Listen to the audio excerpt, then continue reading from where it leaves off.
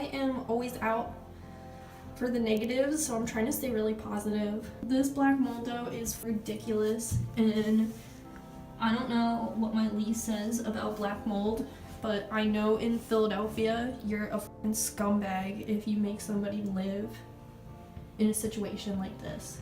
Hey everybody, it is Quicken and welcome back to my channel. So today I want to make a video about all the things I wish I would have known before getting my first apartment. And I don't want this title to sound like it kind of clickbaity or anything like that. I have lived on my own. I just want to say that.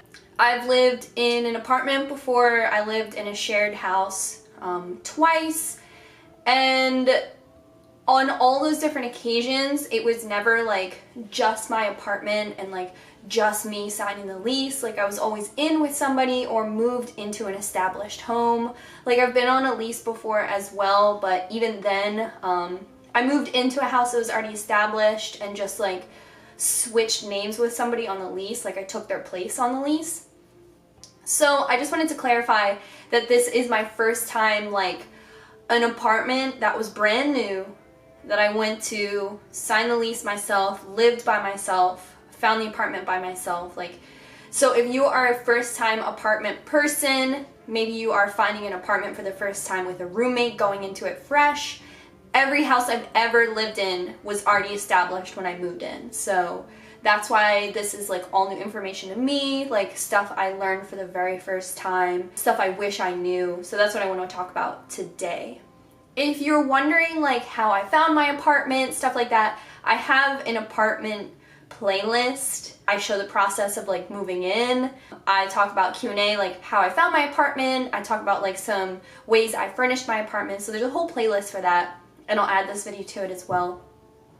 This video might seem like it's kind of random coming out of nowhere, but honestly, I am still dealing with my landlord.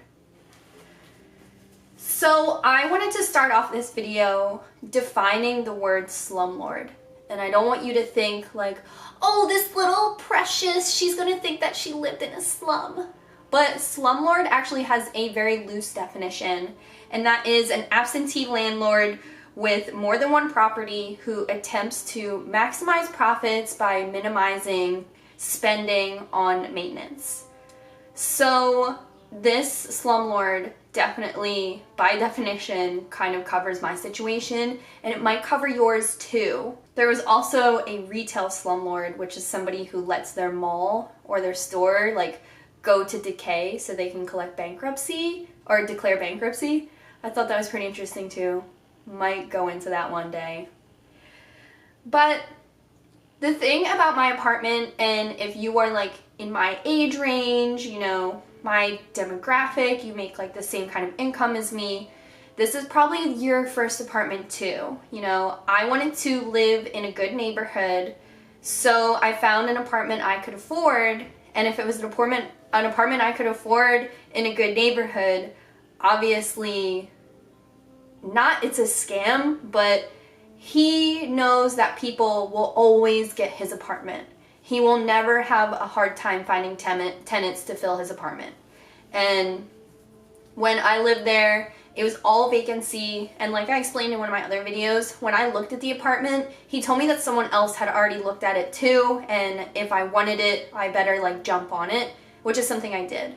I don't think he was lying, but the person had just moved out. Like their furniture was still in the apartment when I looked at it. And he was like, I already have an offer. That's what my apartment was like. And if you feel like you're going to be dealing with a slumlord, definitely listen to my advice, because you can find a good apartment, you can live in a neighborhood you want to live in, but definitely take some notes. I just want to say, first of all, keep track of everything. There's so many things I wish I would have kept track of, and I thought that I was like a star tenant, you know. I didn't want to bother anybody. I thought I was doing everything great, but things I wish I would have kept track of. So video records. When I moved into the apartment, obviously I'm a YouTuber, so it really ended up being in my favor that the first day I was in the apartment, I took video of everything. Gloves on, and I just like touched this thing and it fell right off the wall. And that's like all black mold. So I like immediately texted my landlord, and like, I don't know if you can see, but like some of it right here. Obviously, it was a vlog because I wanted to share my life, but in the end, that video actually ended up saving me some money on the return of my security deposit. So when I showed up at my apartment, I videoed mold, the toilet seat being loose, some like, obviously the tenant before me had animals, there was like obvious damage from like a dog, the blinds were messed up, and the apartment wasn't clean. Like, I remember one of the main comments you guys left was like, this apartment should have been cleaned, like professionally cleaned. So all of that stuff kind of turned into evidence when my landlord didn't want to give me my security deposit back because he said that those damages were caused by me. So at least I had proof that those damages existed when I moved into the apartment. Why would you move into that apartment if they had damages? Slumlord. Really affordable apartment in a really great neighborhood. So another thing is you want to keep track of conversations. If it's letters, my landlord and I communicated all via text message, and there were times when I was trying to get my security deposit back where my landlord encouraged me to bleach the mold and he didn't send anyone out to come fix it. So when I told him, yeah, there was mold damage and you just told me to spray it with bleach mixed with water, I had to send him a screenshot to remind him that he literally said that. So I'm glad I had that. If you don't have video, take photographs of everything. I wish I would have taken more photographs. I wish I would have taken a final video of how the apartment looked when I was finished. Photographs of different damages along the way. I think you should take photographs of everything. If you take photos on your phone, obviously the date is recorded. So just take as many photos as you can. So you want to keep track of any cleaning and any maintenance you have done to the apartment and any improvements you might make to the apartment or anything broken that you may fix. So there was at one point, my apartment building had washer and dryer in the basement, and at one point the washer and dryer just broke and my landlord never had it fixed. I complained to him about it once and he told me to take $6 off my rent, but like, if that's something you're interested in, you can keep track of that. But if you have anything done to the apartment, so I get to this a little bit later, but I didn't know that in my lease, I signed an agreement that said I will keep the apartment maintained and in like livable order.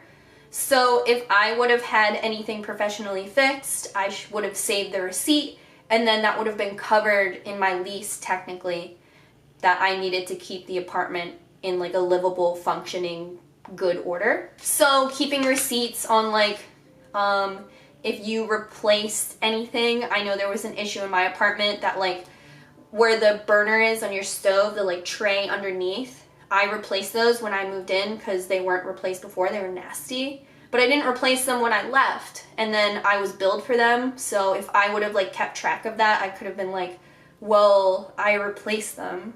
So like I said before, knowing your lease. If you know your lease agreement, like it can help you or it can hurt you. But when I signed my lease, like I was really eager to sign my lease to hold down my apartment. I don't regret moving into my apartment. I just regret that I believed that my landlord wasn't gonna like try and get me in the end. I just thought he was like a nice guy. And I guess technically he is, he's just running a business. I just like gave him the benefit of the doubt. So things on my lease, like know your lease and know your rights. One of the things that I found really interesting is that, at least in my city, wear and tear will not void you of your security deposit. So wear and tear would be like some scratches on the wall, like if you hung up a picture frame, having like a little nail hole in your wall is considered wear and tear, so you should still legally get your security deposit back unless it's very severe. So with that, one thing that wasn't very clear to me that I wish I knew on my lease was that I had to give 60 days notice that I was moving out even though my lease was ending.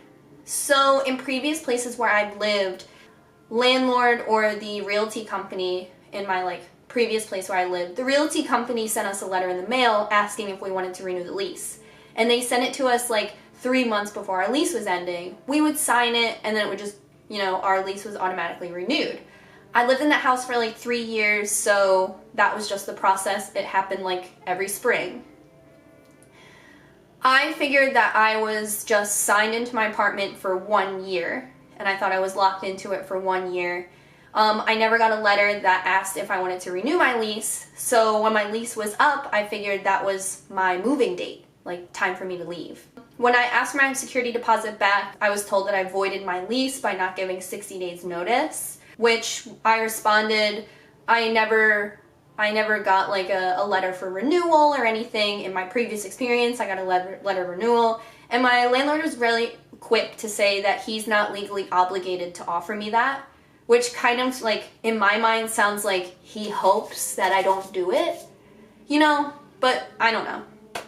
So one thing that was a little bit of a saving grace for me after that was that you have 30 days for your landlord to tell you what is wrong with your apartment in order to withhold your deposit. And my landlord didn't get back to me until like May or June, and my lease ended in February. Because of that, I did get a partial return on my deposit, and he did say he withheld my deposit because I didn't get a professional cleaning service done on my apartment. I never got the toilet seat fixed, and I never took care of the mold problem. And he did say because in my lease it said as a tenant I am obligated to keep the apartment in like livable order and then return it to him in that way. Apparently phrasing like that means that even though my landlord, like I didn't contact my landlord to fix it, and I told him, well, you never came to fix the mold, you never came to fix the washer and dryer, why would I think you would come and fix a loose toilet seat? He was really quick to say, well, I was still under legal obligation to get it fixed regardless because those were the terms of my lease. So you can sit and scratch your head and be like, well, that's fucked up. It kind of sounds like you trapped me, you know. I was billed for a $150 cleaning service, and because I told him that I cleaned the apartment before I moved out, and you guys kind of know I did if you follow me on like Instagram or whatever, I was there for 2 days cleaning. He still said that it wasn't a professional cleaning service and that I needed to prove a receipt, which obviously is something I definitely overlooked on my lease, which I thought I kind of read over. You guys might remember if you watched my apartment vlogs, I kind of mentioned my lease, but other than that. One thing that I did have done on my apartment and might be a good tip for you is that I had new locks put in on my apartment. That way, if a previous tenant like used the same locks and like still had a spare key, if a boyfriend had a spare key like from a previous tenant, at least like that was taken care of. However, the main door to get into the apartment building, everyone had that key. So your feeling of safety, like my feeling of safety in that apartment building was always like kind of all over the place. Like I wouldn't have said this while I lived in the apartment, but I had locked myself out previously and easily got myself back in. So it was like an old building, but like I said, it was like a nicer neighborhood, but still I always felt like pretty nervous in there. I would say one thing I wish I would have gotten at my apartment was renter's insurance. Definitely because my apartment felt like there wasn't a lot of security in my apartment. It was really easy to break into. There weren't bars on my windows. So just like renter's insurance I think would have been smarter. I've talked to people who were like, it cost $100, and for me that seems worth it as an investment, especially if there's a fire or theft, anything like that. My upstairs neighbor, and one of the things I have on here is get to know your neighbors. It wasn't until I started moving out that I started talking to my upstairs neighbors, because I was kind of just like fed up and over like this fake like, hi, I love my apartment, I'm completely put together Like, when I was ready to move out, I was just like, I'm crazy and I need to leave. My upstairs neighbor had way more problems with her apartment. She had an electrical situation in her kitchen where she couldn't run her faucet with her lights on. Like, just crazy, crazy stuff. So I wish I would have communicated with her sooner. She actually left before her lease was over, so she just like ditched her security deposit and was ready to go. So I would say communicate with your landlord. Not communicating with my landlord because I thought I was like an easygoing and like chill tenant ended up being worse for me because my landlord ended up blaming me for the things I never got fixed, even though I just assumed he would never fix it because he was a slumlord. And the entire time I lived there, I never received any routine maintenance. And when it was time for me to get my security deposit back, he told me that I was supposed to take care of the routine maintenance. This dog. That was everything I wish I knew before getting my apartment. Obviously, like, living by myself, there was a lot of learning things. A lot of learning that I had to go through. I learned that although I have a lot of like introvert kind of tendencies, I learned that I live better in a community. When I lived in a big house before, it was still community where like 5 people lived together and you always had a friend or someone to talk to. And I learned that living by myself like really wasn't a great experience for me, which I never knew until I did it, so I don't regret it.